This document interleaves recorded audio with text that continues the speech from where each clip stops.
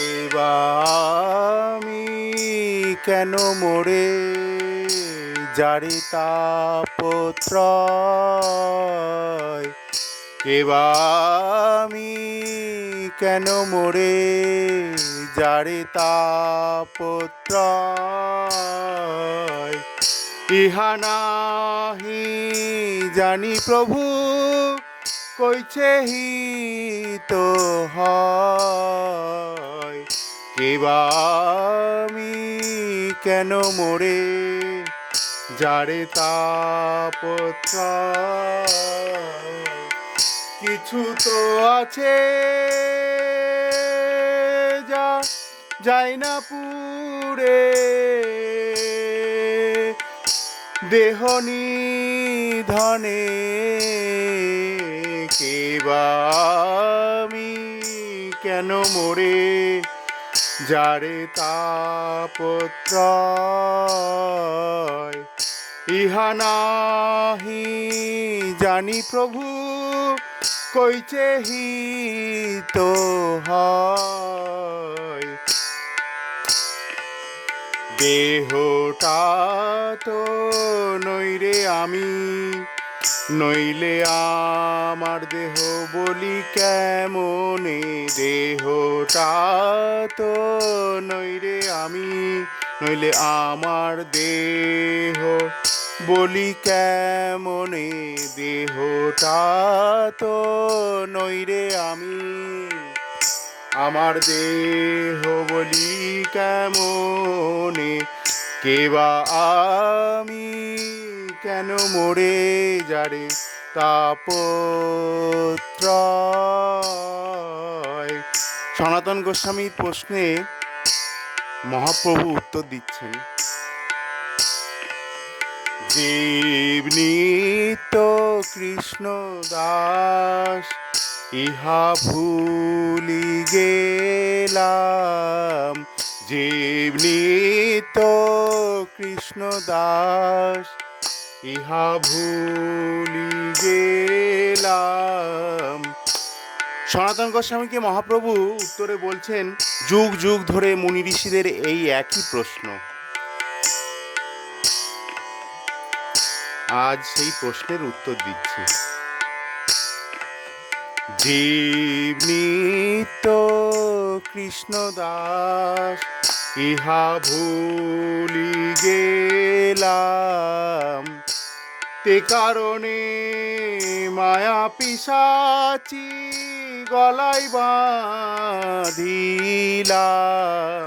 জীব নিত্য কৃষ্ণ দাস ইহা ভুলি গেলাম। তে কারণে মায়া পিশাচি গলায় বাঁধিলাম।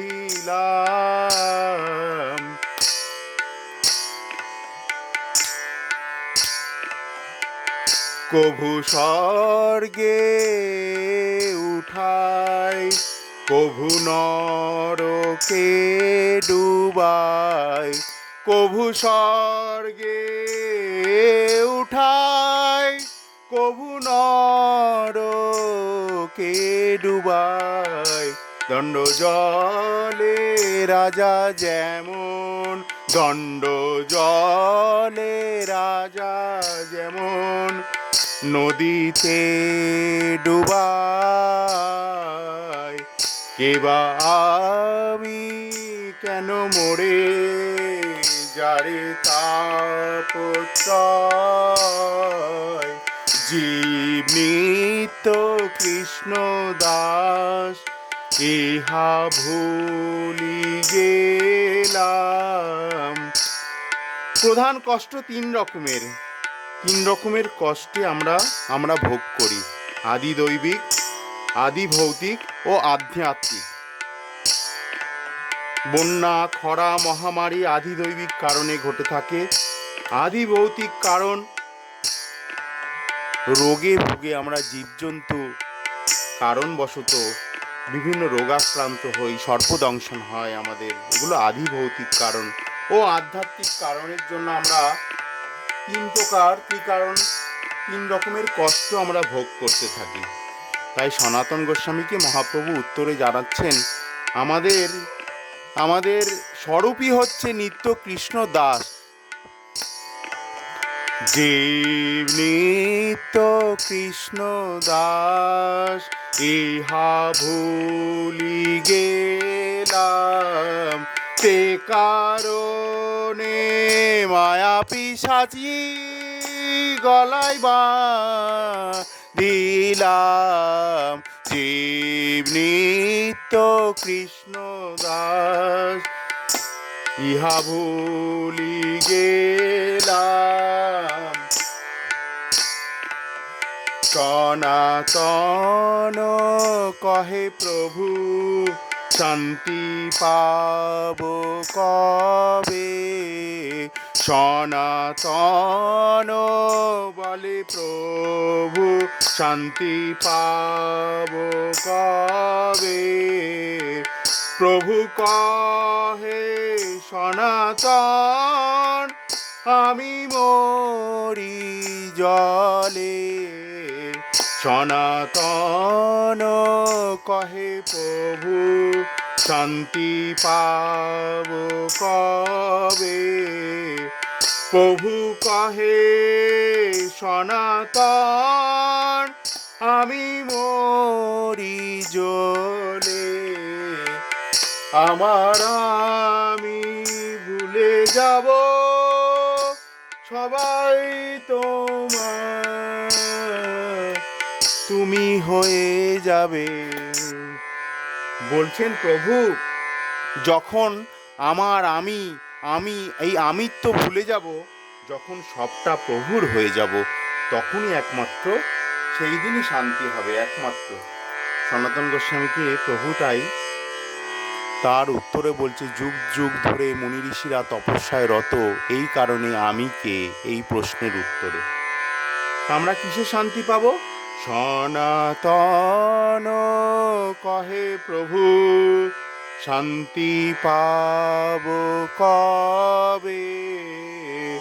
প্রভু কহে সনাতন, আমি মরি জ্বলে।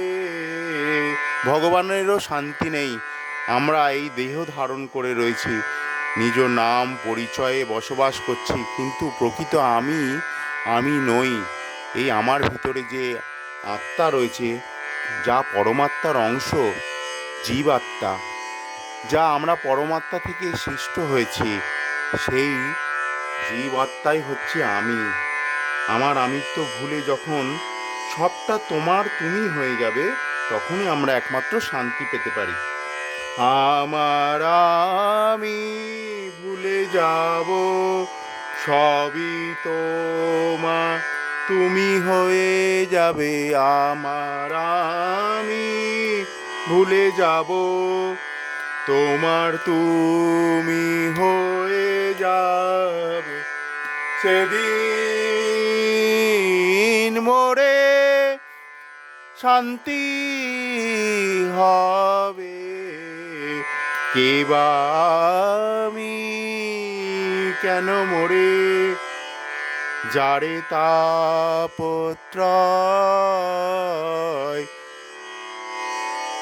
আমরা আজ মহান কীর্তন সম্রাট সুমন ভট্টাচার্যের কীর্তন শ্রবণ করে জানতে পারলাম যে সনাতন গোস্বামীর প্রশ্নে মহাপ্রভুর উত্তর আমরা তার কীর্তনের মাধ্যম দিয়ে জানতে পারছি, আপামর জনসাধারণ জানতে পারছি আমি কে। আমাদের এই প্রশ্ন কতদিন ধরে আমি রয়েছি, জীব কখন, জীবের স্বরূপ কি? জীবের স্বরূপ হচ্ছে নিত্য কৃষ্ণ দাস, যে কথা আমরা বারংবার ভুলে যাই। বারবার ভগবান বলেছেন, যৎকুরুষ্য মদর্পণম, তুমি যা কিছু করছো সব কিছু আমাকে দান করো, আমাকে অর্পণ করো। তাও আমরা ভুলে যাচ্ছি, শুধু আমার আমার অহংকারে আমরা ডুবে যাচ্ছি। তাই আজকে অহংকার ভুলতে হবে। কেবা আমি কেন মোরে, যারে তাপত্রয় ইহা নাহি জানি প্রভু, কইছে হিত হয়। দেহটা তো নইরে আমি, নইলে আমার দেহ বলি কেমনে। মহাপ্রভু বলছেন, বারংবার বলছেন, জীব নিত্য কৃষ্ণ দাস, ইহা ভুলি গেলাম, তে কারণে মায়া পিশাচি গলায় বাঁধিলাম। আমরা ভগবানের নিত্য কৃষ্ণ দাস, জীব মাত্রই হচ্ছে নিত্য কৃষ্ণ দাস, কৃষ্ণের দাস দাসী, সেই কথা আমরা ভুলে যাচ্ছি। তাই আমাদের সব ভুলে গিয়ে ভগবানের সেবা করতে হবে। যদি আমরা শান্তি পেতে চাই, সেই দিন সব শান্তি হবে, যেদিন আমার আমি ভুলে যাব, সব তোমার তুমি হয়ে যাবে। হরি বল। হরে কৃষ্ণ কৃষ্ণ কৃষ্ণ কৃষ্ণ হরে হরে, হরে রাম রাম রাম হরে হরে।